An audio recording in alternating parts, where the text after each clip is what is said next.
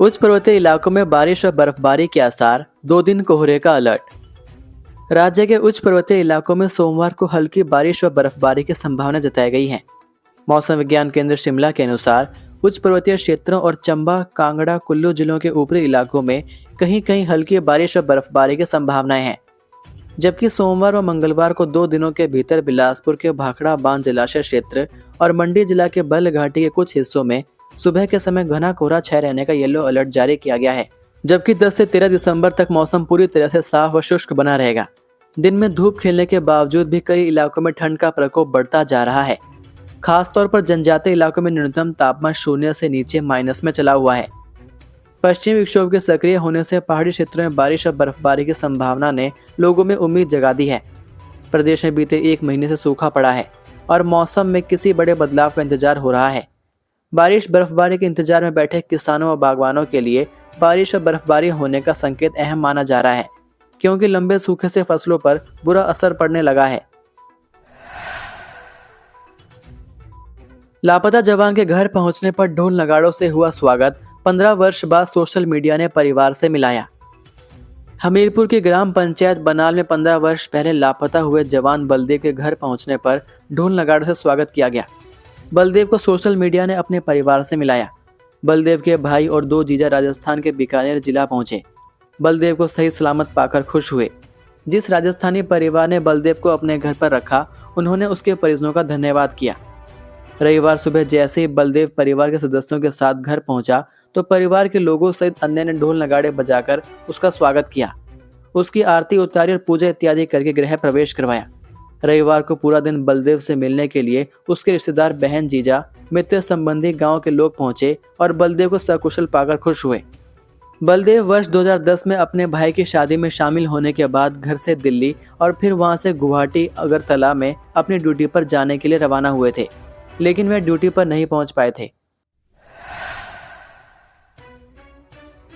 हिमाचल में अब स्मार्ट और साइलेंट सफर। नए साल पर एचआरटीसी को मिलेंगी हाईटेक ई बसें। हिमाचल प्रदेश के लोगों और यहां आने वाले पर्यटकों के लिए नए साल पर सरकार की तरफ से तोहफा इंतजार कर रहा है। प्रदेशवासियों को हिमाचल पथ परिवहन निगम अब डीजल के धुएं और शोर से आज़ादी पाने की तैयारी कर चुका है। निगम अपने बेड़े को आधुनिक बनाने के लिए 507.87 करोड़ रुपए की लागत से नई इलेक्ट्रिक बसें ला रहा है, जो यात्रियों को शांत, आरामदायक सफर का अनुभव देंगी। इस बड़े बदलाव के बाद हिमाचल की वादियों में सफर न सिर्फ आरामदायक होगा, बल्कि पर्यावरण के लिए भी सुरक्षित होगा। ये बसें साधारण इलेक्ट्रिक बसें नहीं हैं, बल्कि अत्याधुनिक तकनीक से लैस हैं। इन बसों में सुपरफास्ट चार्जिंग तकनीक का उपयोग किया गया है, जिससे यह बसें मात्र 30 मिनट में फुल चार्ज हो जाएंगी। एक बार चार्ज होने पर बस करीब 200 किलोमीटर तक का सफर तय करेगी। एक बस की कीमत लगभग 1.71 करोड़ रुपए आंकी गई है। यह सफर पूरी तरह शोर रहित और प्रदूषण मुक्त होगा। पहाड़ी रास्तों पर इलेक्ट्रिक वाहन चलाना एक चुनौती है, लेकिन एचआरटीसी ने इसकी भी पूरी तैयारी कर ली है। निगम 31 नए चार्जिंग स्टेशन बना रहा है। बुलेट बाइक पर पटाखे कर रहे थे 2 युवक, रोकने पर खुला नशे का भेद, मिली बड़ी खेप।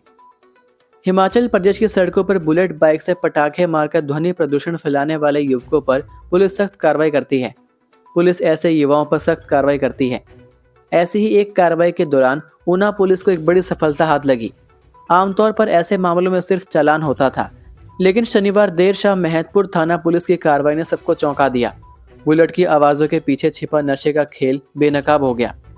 औद्योगिक क्षेत्र महतपुर में जब 2 युवक तेज आवाज़ के साथ अपनी बुलेट बाइक दौड़ाते हुए आगे बढ़ रहे थे, तब पुलिस टीम को शक हुआ और तुरंत बाइक को रुकवाया गया। जैसे ही तलाशी शुरू हुई, मामला ध्वनि प्रदूषण से निकलकर सीधे नशे के सौदे तक पहुंच गया। एसपी ऊना अमित यादव के अनुसार एसआई नरेंद्र सिंह की अगुवाई वाली पुलिस टीम क्षेत्र में गश्त कर रही थी। इसी दौरान भटौले की ओर से आ रही बुलेट मोटरसाइकिल पटाखे जैसी आवाज़ें निकलती हुई गुजर रही थी।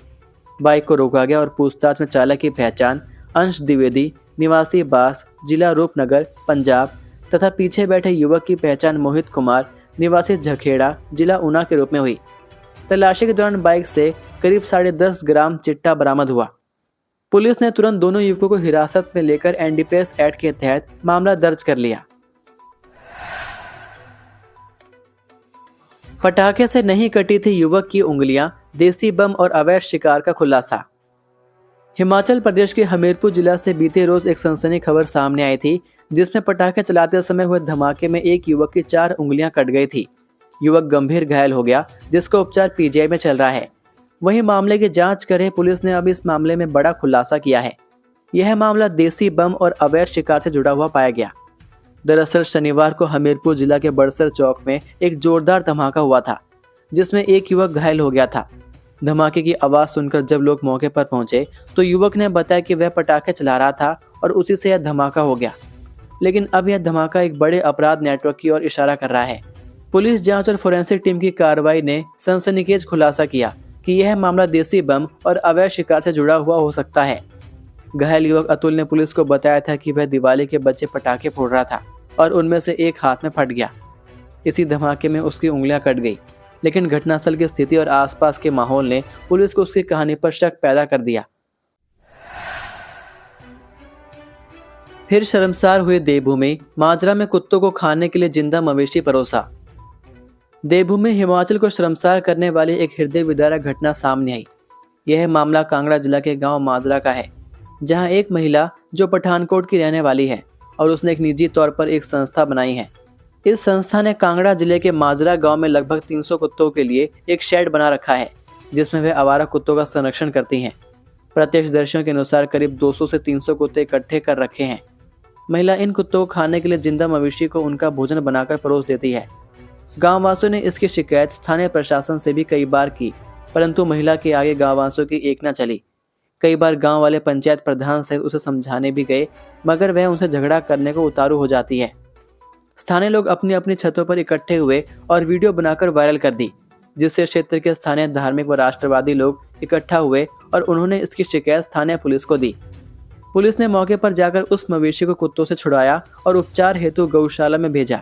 इस मामले में अंतर्राष्ट्रीय मानवाधिकार संघ के सह निदेशक राजेश पठानिया ने बताया कि इलाके की यह पहली घटना नहीं है, बल्कि इससे पहले भी इस तरह के कृत्य को अंजाम दिया गया है। पठानिया ने भारत सरकार और हिमाचल सरकार से आग्रह किया है कि इस मामले में कठोर कानून बनाया जाए। इस संबंध में एसडीएम सुरेंद्र ठाकुर ने बताया कि इस मामले में उन्हें लोगों ने ज्ञापन भी दिया था। उन्होंने पुलिस को एफआईआर दर्ज कर इसकी छानबीन करने के निर्देश भी दिए हैं। मामले में लोगों का एक प्रतिनिधि मंडल भी मिला और उन्होंने आश्वासन दिया है कि मामले की जांच पुलिस विभाग कर रहा है। मरीज के सीने में दिखा जिंदा कॉकरोच, वायरल एक्सरे का सच जान हिल जाएंगे आप। एआई यानी आर्टिफिशियल इंटेलिजेंस जहां एक और विभिन्न क्षेत्रों में नए आयाम स्थापित कर रहा है, वहीं इसका दुरुपयोग परेशानियों का कारण भी बन रहा है। इन दिनों एआई ने स्वास्थ्य विभाग के भी होश उड़ा रखे हैं और आम लोगों में भ्रम पैदा कर दिया है। एआई जनरेटेड एक भ्रामक पोस्ट के चलते अब मरीज सरकारी अस्पतालों में एक्सरे करवाने से भी कतरा रहे हैं और निजी क्लिनिकों का रुख कर रहे हैं। इस पोस्ट को लेकर विभाग के अधिकारी भी सफाई देते थक गए हैं। विभाग ने सभी से इस पोस्ट को आगे प्रसारित न करने की भी अपील की है। आपको बता दें कि सोशल मीडिया पर इन दिनों एक एक्सरे कॉपी सोलन और शिमला के अस्पताल की बताकर वायरल हो रही है। इस पोस्ट में डाली गई एक्सरे कॉपी में मरीज के सीने में कॉकरोच दिख रहा है। इसके साथ ही पोस्ट में लिखा गया है कि क्षेत्रीय अस्पताल सोलन में एक सिंगापुर से आए पर्यटक को सीने में दर्द हुआ। इसके बाद वह उपचार के लिए सरकारी अस्पताल आए और वहां एक्सरे करवाया। एक्सरे की रिपोर्ट लेकर अस्पताल के चिकित्सक के पास गए तो वहां उन्हें बताया कि सीने में जिंदा तिलचिट्टा है। इसके बाद उन्हें तुरंत सिंगापुर जाने की सलाह दी गई। इसके बाद वह वापस सिंगापुर लौट गया और वहां चिकित्सक की ओर से जांच के दौरान पाया कि कॉकरोच मरीज की छाती में नहीं बल्कि एक्सरे मशीन में था। अब यही कहानी शिमला में एडिट कर शिमला अस्पताल के नाम से प्रसारित हो रही है और बद्दी में भी क्षेत्रीय अस्पताल सोलन की जगह बद्दी किया है, लेकिन वास्तव में ऐसा कुछ भी नहीं हुआ है। यह पोस्ट तेजी से वायरल भी हो रही है। विभाग के अधिकारियों का दावा है कि यह एक्सरे तस्वीर एआई जनरेटेड है, जबकि वास्तव में इस प्रकार कुछ नहीं हुआ। अस्पताल प्रबंधन ने लोगों से आग्रह किया है कि वह ऐसे किसी पोस्ट को वायरल ना करें, क्योंकि उसमें तस्वीर को एआई से एडिट किया गया है। मृत घोषित कर भेज दिया शव, घर पहुंचते ही चल पड़ी सांसें, डॉक्टर की कार्यप्रणाली पर सवाल।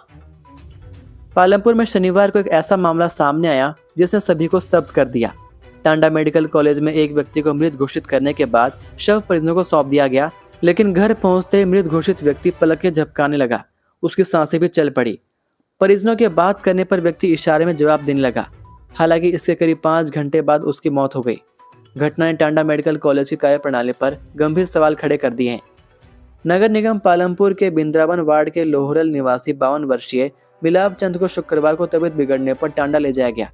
शनिवार दोपहर करीब 1 बजे चिकित्सकों ने उन्हें मृत घोषित कर दिया। औपचारिकताएं पूरी करने के बाद अस्पताल प्रशासन ने शव परिजनों को सौंप दिया।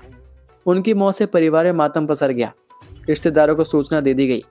रविवार को उनका अंतिम संस्कार किया जाना था। इस बीच परिजन जब उनके शव को घर पर लिटा रहे थे तभी उनकी आंखें खुल गई, पलकें झपकने लगी। पहले तो परिवार को विश्वास नहीं हुआ, पर जब उन्होंने पानी पिलाने की कोशिश की तो उन्होंने पानी पी लिया और इशारों में जवाब देने लगे। यह देखकर मौके पर मौजूद सभी लोग सन्न रह गए। परिजनों ने बताया कि एक जिंदा व्यक्ति को मृत बताकर घर भेज दिया जाना कैसे संभव है। यह बड़ी लापरवाही है। टांडा मेडिकल कॉलेज में दोपहर करीब 1:30 बजे मृत घोषित किया था। दोपहर बाद 4 बजे तक शव लेकर घर पहुंचे तो सांसें चलने लग पड़ी। रात 9 बजे के बाद उन्होंने प्राण त्याग दिए। उधर टांडा मेडिकल कॉलेज के वरिष्ठ चिकित्सा अधीक्षक डॉक्टर विवेक बनियाल ने कहा कि अगर ऐसा हुआ है तो मामले की जांच की जाएगी। जांच के बाद सोमवार तक इस पूरे मामले की सच्चाई सबके सामने रखी जाएगी। ये थे आज के मुख्य समाचार। हिमाचल प्रदेश की बड़ी खबरें रोजाना जानने के लिए सब्सक्राइब कीजिए DHP न्यूज़ चैनल को और बेल आइकन पर क्लिक करें, जिससे आपको प्रदेश की बड़ी खबरें हमारे द्वारा मिलती रहें। वीडियो को लाइक और शेयर ज़रूर कीजिए और आप हमारी वीडियो कौन से शहर से देख रहे हैं नीचे कमेंट करके ज़रूर बताइए। वीडियो में अंत तक बने रहने के लिए आपका बहुत बहुत धन्यवाद। जय हिंद, जय भारत, जय हिमाचल।